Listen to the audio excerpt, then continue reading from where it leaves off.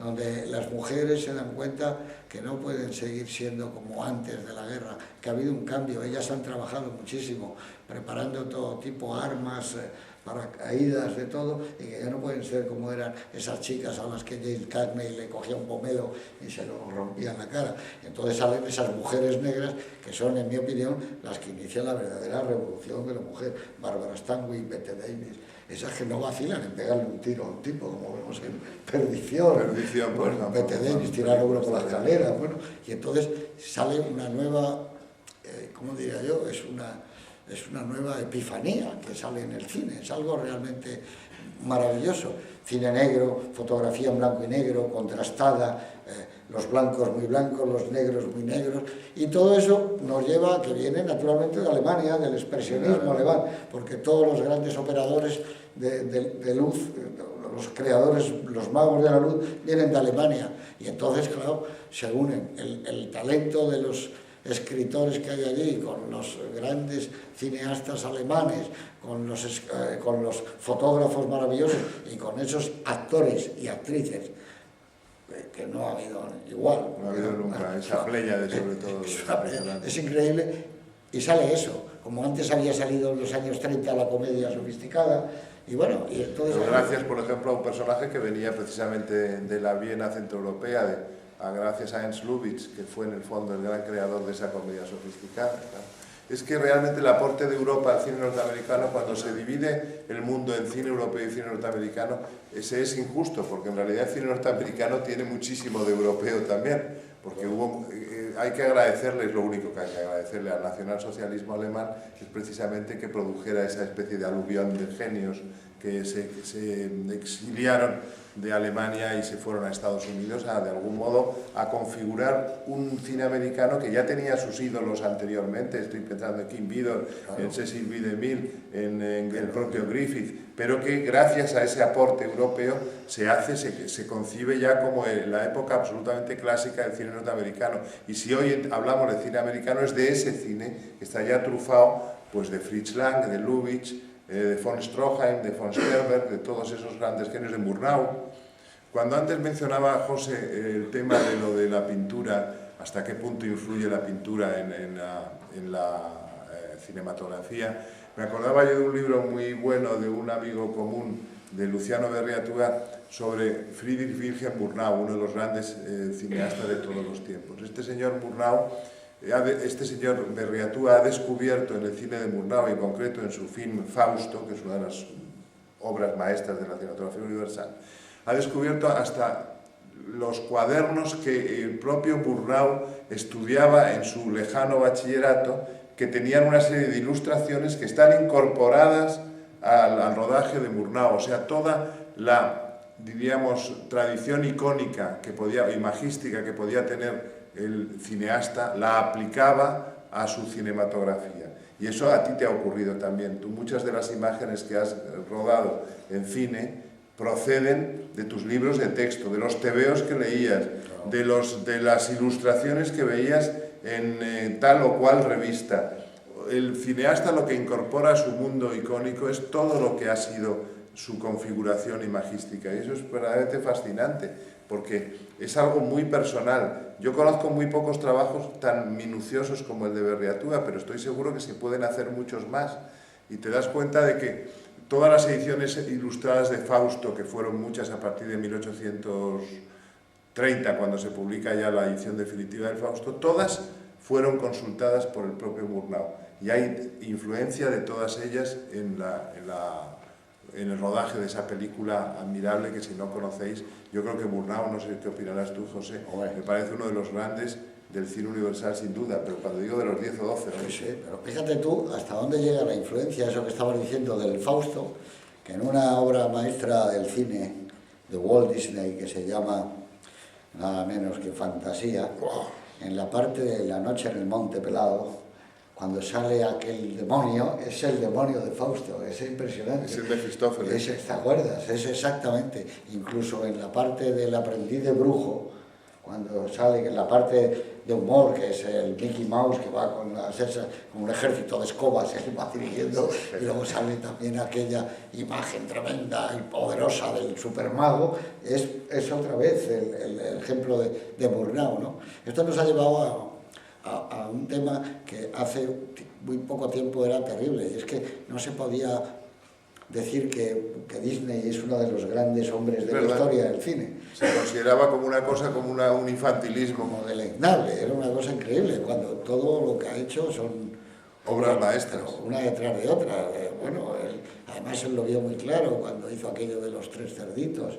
Y empezó a ver... Con los cortos de los años 30, claro, que todos obtenían un Oscar todos los años sistemáticamente, durante no sé cuánto. Eso no sé si lo habéis visto recientemente, si no, por favor, recuperad los cortos de los años 30 de Disney, desde el año 32 al 37.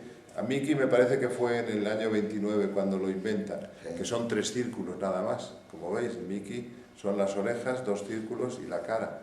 Y a partir de ahí se gesta uno de los personajes más inmortales de toda la iconografía moderna, ¿no? Se hizo famosísimo Mickey Mouse en cuestión de meses en todo el planeta, lo de Mickey Mouse. Pero luego cuando él que investiga en lo que tiene que ser el cine de animación, y cuando se lanza y hace la famosa Blancanieves y los 7 enanitos, que es una obra maestra redonda, va investigando continuamente más, y entonces un día para, en el año 39 empieza y dice: todo el estudio Buenavista, todo vamos a hacer una cosa que no se ha hecho nunca.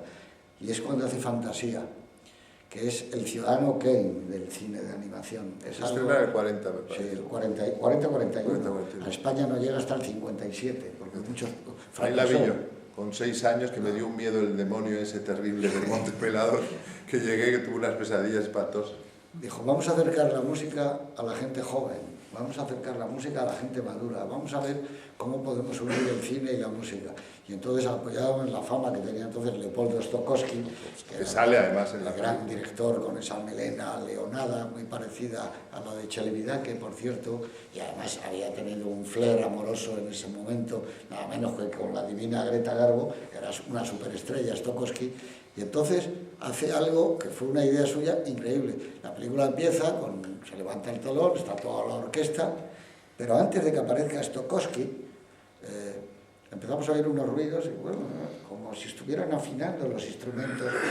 No, es como una improvisación de jazz, que es increíblemente hermosa. Y es que la cuerda, el metal, cada uno va intentando hacer una cosa hasta que llega Stokowski y dice: bueno, y a partir de ahí hay una serie de 8 fragmentos, creo que son, y jamás yo creo que se ha podido hacer nada tan hermoso como la de por sí ya muy controvertida Consagración de la Primavera, que había sido un escándalo cuando se estrenó. Esto no es música, decía la gente, y hace la creación del mundo. Y luego esa especie de pre-Big Bang, después hace la Tierra, los volcanes, una cosa, los diplodocus, y es que nace ahí el National Geographic. La influencia de la película, según vamos pasando los años, nos damos cuenta que es increíble, hasta que, bueno, pues tiene toda una música muy bien, para los chavales estaba sobrecogido. La noche en el Monte Pelado, él decía, para niños de más de 8 años. Yo tenía 6, por eso. Daba un miedo tremendo. Bueno, pues después de... Esto es anecdótico, tuvo la mala suerte, está en guerra, las películas no pudieron llegar, por supuesto, a Alemania, a Francia, a Inglaterra, y entonces la película fracasó. Pero hubo un revival, como dicen ahora, y entonces es cuando reforzó todo. En los 50. Fue un éxito mundial, y entonces reforzó Buenavista, que le permitió enfrentarse con otras verdaderas maravillas. Pero hubo una época que estaba mal visto que te gustara Disney, estaba de moda entonces, yo qué sé... Los dibujos animados del este de Europa. Los checos, que eran unas manchas y una cosa así, eso era... Bueno, medio abstractos. Sí, medio abstractos. Pero Disney, que seguía... Muy intelectuales. Que seguía, madre mía, qué cineasta, ¿no? Y luego, bueno, toda la leyenda aquella de que si era español, que no es verdad, pero que estaba internado, ¿no? También se hablaba mucho. Él murió muy joven. Yo creo que es una de las... Murió joven, a los 60 y pocos, me parece. Grandes figuras que ha dado el cine, pero sin ninguna duda. O sea, pero en cualquier campo de la creación, ha aportado a mucha gente. No se podría entender este cine que hacen ahora los japoneses, todo esto, los mangas, el anime, ¿no? Y además debía haber conocido muy bien él y sus dibujantes a los animales. Yo solo he tenido una vez un animal en mi vida, que fue un perro, pero yo veía que hacía movimientos de las películas de Disney.